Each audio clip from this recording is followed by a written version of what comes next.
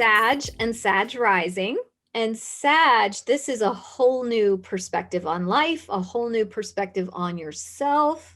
This is expanding into areas that you didn't expect to socially, finding new people to get to know in your community, bringing new people in that are refreshing and aligned with that need of you to explore different cultures and be adventurous, socially adventurous.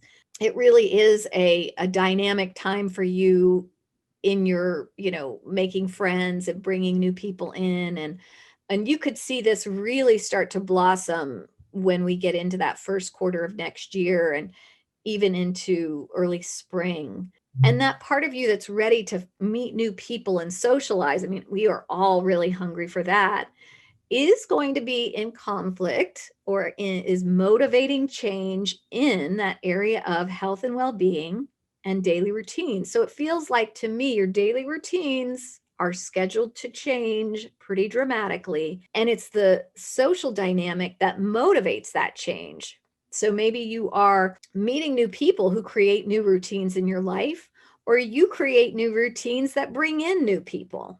But it definitely feels like a breath of fresh air in the way you see the world, a refreshing perspective. And now when we look at Neptune and what Neptune is doing in the fourth house, where you live and how that family dynamic relates to your relationship with yourself and others is a little confusing. There may be some maybe there's some disillusionment with a family member that affects a partnership. Maybe you are ready to let go of a habitual way of being in your family.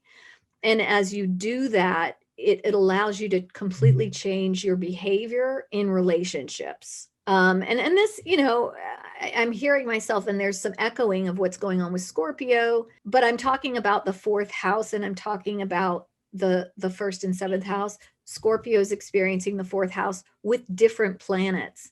Neptune in the fourth house for Sag, there could be a little bit of melancholy there. There could be a little bit of, maybe over idealizing the past, because the fourth house represents the past. And the first and seventh house is being triggered by those north and south nodes. There is a lot of, I want to say maybe nostalgia for the past and a recognition that in order to move forward into the future and step into a new way of being in the world, you're going to have to reckon with that past. So it's a little bit bittersweet, I guess, is one way to put it.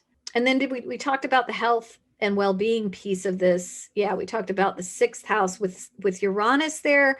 Sag is really going to need to mind the stress. This is something you may have been dealing with the last 2 or 3 years, but definitely next year. You may overbook yourself, and that creates some stress. And so you just want to make sure you pace yourself. That's not easy for Sag. They love to be everywhere all the time, doing everything. Next year, you have plenty of opportunity for that, but you don't want to take every invitation you're given. You want to pace yourself.